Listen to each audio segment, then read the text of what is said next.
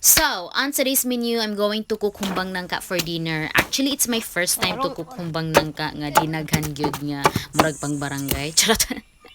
And the first thing we need to do is to latan na to ang nangka and find some available ingredients nga mubagay sa imong nangka. So we only have gabi, kamote, kabasa, tangad, hamutan, onion, garlic, ginger, salt, and pepper for humbang nangka. And yes, mag-use gyapon ta og coconut milk ani kay ginataan man ni siya nga style. So this kind of recipe is same lang gini siya sa hinalang, ginataang gulay nga akong gi-cook before. Same method lang gini siya.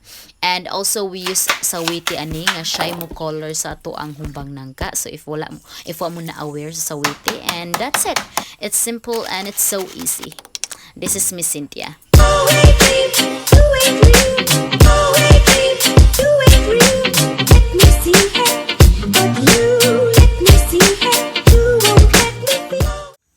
How to probably like sound good.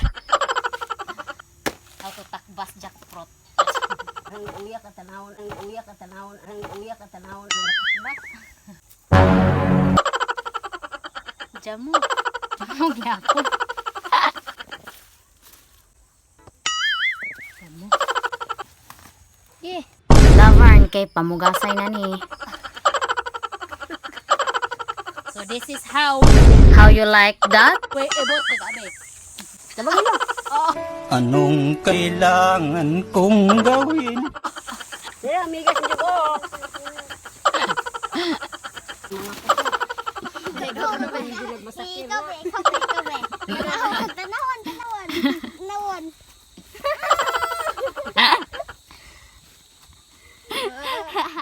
So, we have paog baboy today, and then we're going to make this sinigang. And the first thing we need to do is latan na to siya with salt and water. Kaya di ni siya pareha sa akong sinigang before, nga ako ang gigisa ang mga panakot ug ang karne.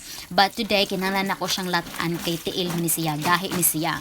And then, while waiting for that na maluto ato ang karne or ang tiil nga malata, let's prepare the ingredients. So, we only have sili, pichay, kangkong, taong, onion, sinigang mix, salt and pepper for pork sinigang.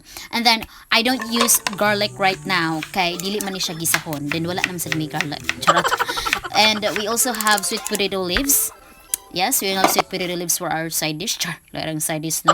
So ataw na to ni siya kay para pampadugang dugo kay basi gisuzup na atong dugo. Charot. And moro na siya, sayon ra kaayo. And that's it.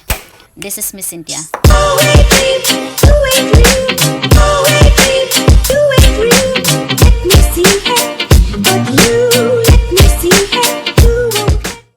Ohayo gozaimasu. So on today's menu, we'll be cooking lauoy with libgos, or we call this mushroom. This kind of soup is Bisaya style, as in Bisaya na Bisaya. Maybe if you're not Bisaya, you're not familiar with this kind of soup.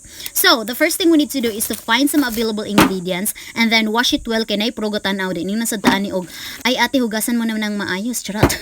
Diba? And then, these are our ingredients. So we only have mushroom, alubati, kamunggay, batong, kabasa, lemongrass, onion, kamatis, and luya for lauoy. So sounds poor, but this is so wishy. Kusog ginanta ng kabuhi ni mo umukaon ka ani, di ba? So this recipe is very easy. You just need to boil a water, then follow mo dayon ang mga panakot o hard ingredients. If medyo ning lambot ang hard ingredients, follow ni mo dayon ang soft ingredients. Unja timplahanin mo dayon pinalami. Oh, di ba? And that's it. Itadikimasu. It's easy and it's simple. This is Miss Cynthia.